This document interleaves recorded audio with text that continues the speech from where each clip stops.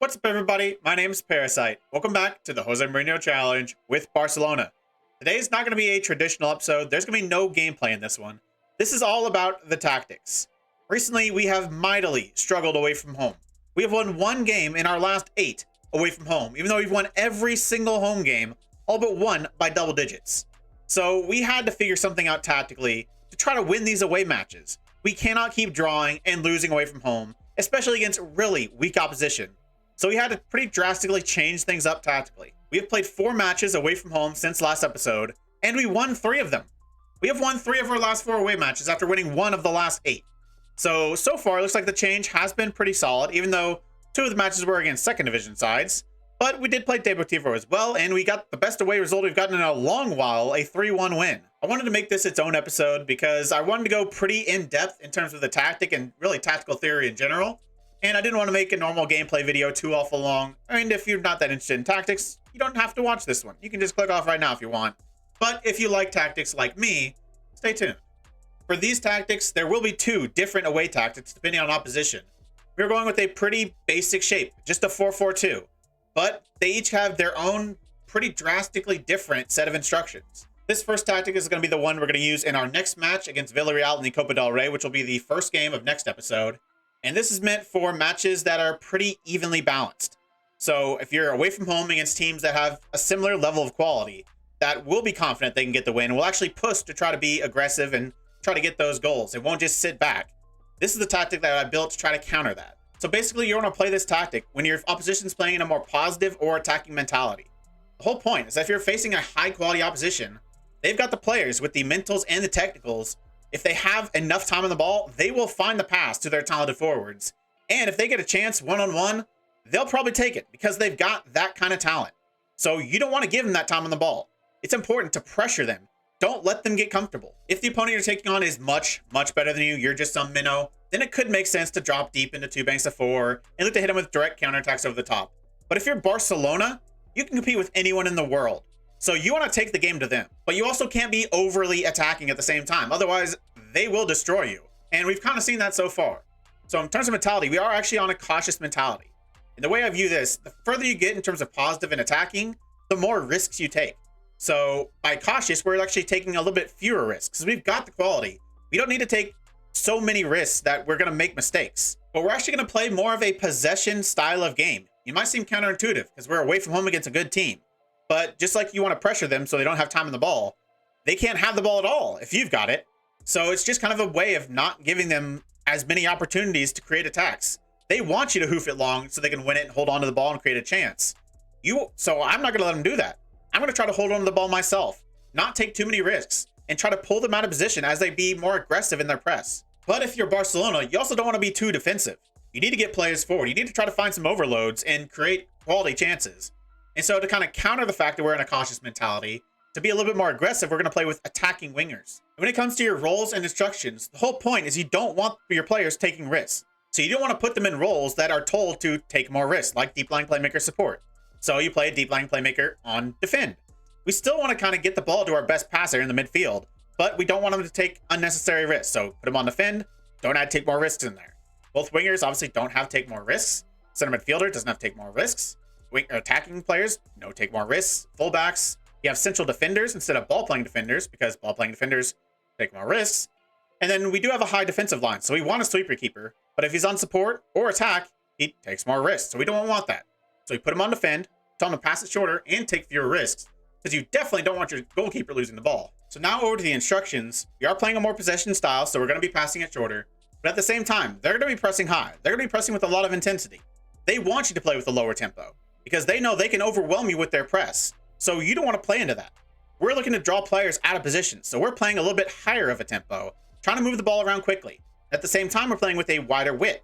That gives us more space in between our players, which means they have further to go to close you down, which also means that opens up more bigger gaps in behind them. At the same time, we're also dribbling less. Again, if they're a high quality opponent, they can win those tackles. You're not going to be able to dribble around them with ease unless you've got 20 dribbling players at every position. So we're not looking to dribble around them. We're looking to pass around them. So I don't want them to try to take people on. I want to try to, pass around them, open up these gaps, and then play the through balls into those gaps. So at the same time, for our possession style, we are playing on defense. We're also working the ball in the box, once again, trying to pull players out of position, create as high quality of chances as possible. In terms of the transition, we are counter-pressing. Obviously, we're trying to be aggressive, trying to win the ball back, but we're also countering. It might seem a little counterintuitive when you're kind of focusing on trying to play a more possession style, but the opposition you're facing, if they're top tier, they'll be pushing players forward, especially in their fullbacks, especially in their midfield. So if you can win the ball high at the pitch, you don't want to just play it back to your goalkeeper, let them time to get everybody back. If there's space, you want to use it. You want to counter. But in terms of the goalkeeper distribution, you still don't want to be too aggressive there. Just want to play it out to the center backs and the fullbacks if you're trying to play it out from the back. Now and out of position, we are playing with a much higher line of engagement, trying to put as much pressure on them as possible. We are also having a higher defensive line, not much higher. If they do have some time on the ball, if you're a much higher defensive line, they will find those balls over the top and they will weight them properly. So you don't want to be too aggressive with your defensive line, but if you are looking for possession, you want to play it at least slightly higher. We are also playing with an offside trap. Any short goalkeeper distribution obviously makes sense. They're trying to build it out from the back. You don't want that to happen. You want them to kick it long to your center backs to be able to win. And obviously pressing much more often, looking to put pressure on them. And then forcing opposition outside. You've got 2 banks of 4. You've got a sideline. You want to take advantage of it. And this is our second tactic. This is when we're away from home, but we're still favorites. If you're facing a team with a lot less quality, even if they're at home, they'll usually play more defensive. They'll put men behind the ball. They'll look to limit the space you have in the attacking third. And they'll look to just clear balls away and look for balls over the top to their strikers to run on and create high quality chances from that, even if it's only 1 or 2 in a match. Those teams want you to be attacking. They want you to be aggressive with your forwards, aggressive with your defensive line, because all they're doing is looking for that space in behind your defense. That is how they're going to create quality chances, because they don't have the quality to do it otherwise. So the point of this tactic is to drop deep and give them all the time on the ball they want, because they don't have the kind of quality to be able to beat you like some of the better teams will. But in this situation, we're actually be playing on a more positive mentality, because we actually want to take more risks, because the opposition are less likely to punish you for it.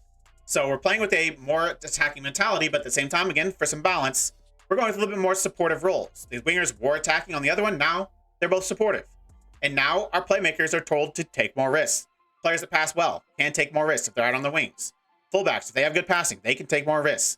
The ball-playing defenders now, instead of just central defenders, they're ball-playing defenders, because I want them taking more risks.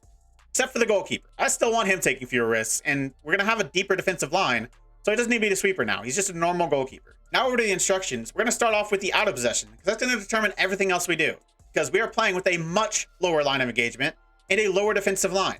They're looking for those balls over the top. They are looking for space. So don't give it to them. Drop your defensive line. Don't let any space in behind them, and give them all the time they want on the ball. Don't press them, because they're probably less likely to beat you. They're eventually just still going to try to go long, and it's not going to work because you got a lower line. Your lines are much more closer together. And so they don't have the space that they're looking for, and they don't have the quality to be able to beat a lower line of engagement and a lower defensive line. And another common denominator with the teams you'll use with this tactic is they'll probably have less athleticism in their back line. Their center backs probably won't be that fast. So if you just sit back, let them get forward, which is not what they want to do. They want to find direct balls. But if you're sitting deep with a lower line of engagement and a lower line, they really have no other choice than to try to push forward and try to create something, but they don't have the quality to do it. And their center backs are going to be so slow that your strikers are going to have a field day with them if they're pushed up high. In terms of the pressing, when they do reach that line of engagement, you don't want to not press at all. But at the same time, you don't want to press too much and pull your players out of position like we're trying to do it to the opposition in the other tactic. And then in terms of the defensive width, we are playing a little bit more narrow, forcing the opposition outside, trying to create just no space in the middle, and then using that sideline as, like they say, an extra defender. So not only do you have the 2 banks of 4, you've got the sideline as well. So they just have much less space to work with. Now we move over to when we're in possession. We are playing a slightly more direct passing directness. I would prefer standard, but with the positive mentality, it's either slightly shorter or slightly more direct. And of the two, I prefer slightly more direct. So we are playing it with an extremely high tempo. If you are dropping deep and forcing them to get forward, you don't want to then play with a lower tempo and give them all the time to get back into their defensive shape.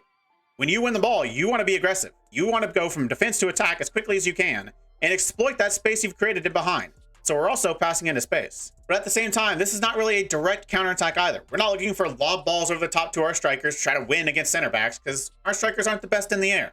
So we are going to play out of defense, even though we're still looking to play with a higher tempo. So it's not like we're just going to pass it around in our defense. We're just going to go from defense to midfield to attack as fast as we can. And finally, in terms of attacking width, we're playing fairly narrow.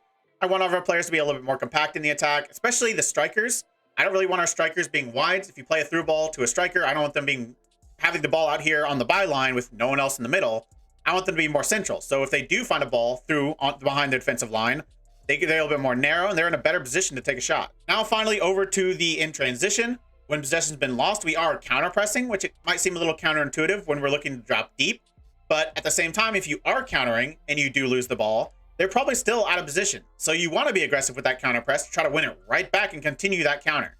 Obviously, when possession's been won, you do counter. That's just obviously what you're trying to do and the whole point of this tactic. And then finally, when the goalkeeper is in possession, we are telling him to distribute quickly, not telling him where to go, because if their fullbacks have pushed really high up and our wingers are in a good spot with a lot of space to work into, I want him to quickly get the ball out to him. Let them start the counterattack. Or if they've opened up a lot of space in the midfield, you can get out to one of your midfielders who can turn and run. I want him to do that too. And obviously, I don't want him to just kick the ball up to a striker, but I can't really say, go to the flanks or the playmaker or the center backs. Can't do one specific thing. So kind of got to trust the goalkeeper to make the right decision. But if you don't trust your goalkeeper or he doesn't have good distribution, you can still distribute quickly, but then just tell him to distribute to the fullbacks or the center backs and let them start the counterattack so you don't continually waste possessions. And this was the exact tactic we used in the 3 matches that we won away from home. First against Real Oviedo, then one of the best results away from home we've gotten in a while, a 3-1 win over Deportivo, and the away win against Real Zaragoza. So it's a pretty decent start for these 2 tactics, but obviously it is still a small sample size. And we've got some really tough away matches coming up, so a lot of this still can change. That's going to be the end of this video. I hope you liked a little bit different style for this one. Obviously, we've been in really awful form away from home, so we really needed to have a deep dive into tactics, try to figure a way to get ourselves out of it. So for next episode, we will have some gameplay. We'll also introduce you to a few new transfers, as we are completed with the January transfer window, and a few players have come in. We'll also see our first look at the evens tactic, as we'll be playing away from home against Villarreal in the Copa del Rey quarterfinal, and away from home against Atletico Madrid. If you made it this far, why don't you like the video, subscribe, and click the bell. The links to all my socials and my Twitch are in the description. I really appreciate all your support. Thank you all for joining me, and I'll see you next time.